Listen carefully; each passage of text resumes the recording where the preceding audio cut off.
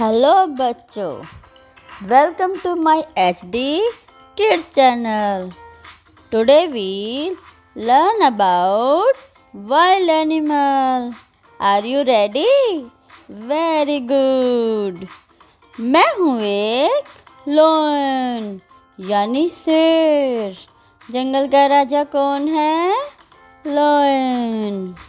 मैं हूँ एक लेपर्ड यानी तेंदुआ, बड़ा बड़ा तेंदुआ.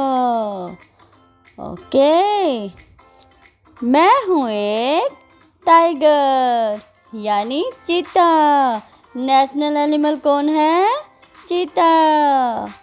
मैं हूँ बियर यानी भालू, लंबे लंबे बालों वाला भालू. Very good. मैं हूँ एक जिराफ, लंबी लंबी नेक वाला जिराफ.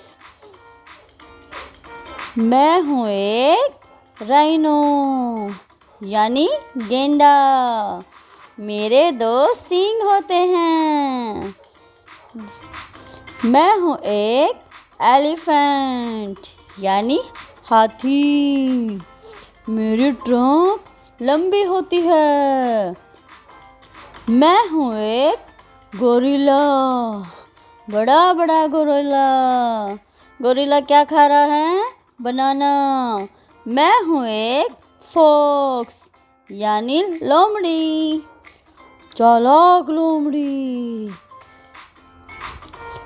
मैं हूँ एक ज़ेब्रा, वाइट कलर का ज़ेब्रा. Z for zebra. मैं हूँ एक वोल्फ यानी भेड़िया.